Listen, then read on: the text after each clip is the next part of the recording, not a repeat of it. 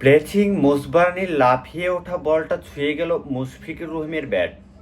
জিম্বাবুয়ের wicket keeper নিয়াসো মায়াভোর গ্লাভসে বল যেতেই শেষ হয় তার আরও একটি ইনিংস, যেখানে 0-2-4-4 যার ক্রম আসলে ফোনের ডিজিটের মতো, 0-2-4-4। ঠিক আছে, টেস্টের সর্বশেষ 4 ইনিংসে 2 অঙ্কে পৌঁছতে পারেনি মুশফিক। 50-র দেখা পাচ্ছেন না 12 ইনিংস ধরে। দলের সবচেয়ে অভিজ্ঞ ক্রিকেটার যার ব্যাটে রান খরা চলছে।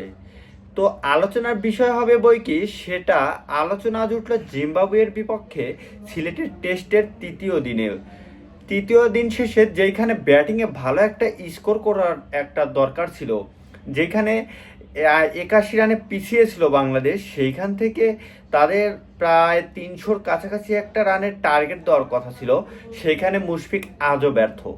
তো আজকে গুরুত্বপূর্ণ সময়ে ব্যাটে নেমে তিনি মাত্র 4 রান করে আউট হয়ে ফিরে গেলেন। তবে মুশফিক দীর্ঘদিনের সতীর্থও কিছুদিনের অধিনায়ক মুমিনুল হক তার অগ্রজ ক্রিকেটার এমন অফ ফর্ম নিয়ে মোটেও চিন্তিত নন। কারণ মুশফিক তিনি সবসময় অনেক পরিশ্রম করেন, দলের সবচেয়ে পরিশ্রমী ক্রিকেটার। তার ফিরে আসতে সময় লাগবে না, ব্যাটে রান আসতে সময় লাগবে না, সবই ঠিক আছে। কিন্তু আসলে তার ব্যাটে যে রান নাই, তার ব্যাটে যে 50 পেরোনো একটা ইনিংস নাই 12 ইনিংস ধরে। তো এটা আসলে হতাশাজনক। সরাসরি মুমিনুলের কাছেই শুনুন মুশফিকের ফর্ম নিয়ে কিছু বক্তব্য, যেখানে তিনি বলেছেন, আমি কোনোভাবেই ওনাকে নিয়ে চিন্তিত নই। এতদিন ধরে আন্তর্জাতিক ক্রিকেটে খেলছেন, উনি জানেন কিভাবে ফিরে আসতে হয় আর কিভাবে রান করতে হয়। এটা ভুলে যাওয়া উচিত নয় উনি বাংলাদেশ দলের জন্য কি করেছেন আর ওনার রানটা কতটা গুরুত্বপূর্ণ, কতটুকু কি করতে পারেন। ঠিক আছে, তো এখানে মুশফিক কিন্তু তিনি আসলে বাংলাদেশের একটা কোয়ালিটিফুল ব্যাটসম্যান। তিনি টেস্টে তিনটা তার ডাবল সেঞ্চুরি রয়েছে। বাংলাদেশের হয়ে টেস্টে মুশফিকের অর্জন আসলে ঈর্ষণীয়। বাংলাদেশের প্রথম ক্রিকেটার হিসেবে 100 টেস্ট খেলা থেকে মাত্র 5 ম্যাচ দূরে রয়েছেন তিনি। টেস্টে ডাবল সেঞ্চুরি করেছেন 3টি, সেঞ্চুরি 11টি।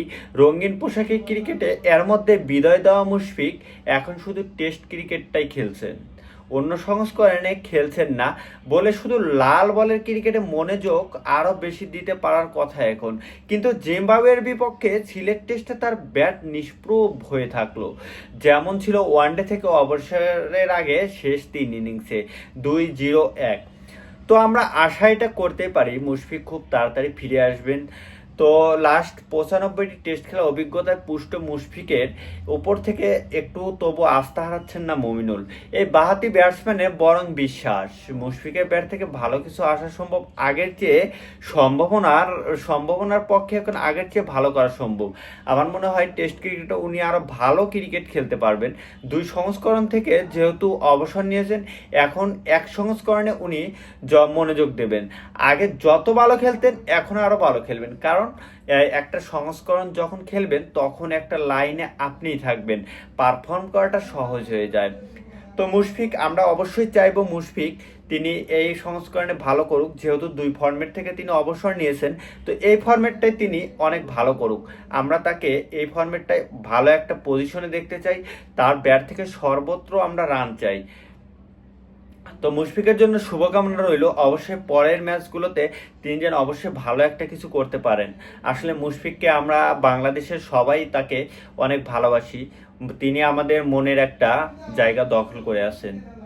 তো মুশফিকের আজকে ইনিংসটা দেখে আমি হতাশ হয়েছি, কিন্তু আমি সামনের পারফরমেন্স নিয়ে মোটেও হতাশ নই।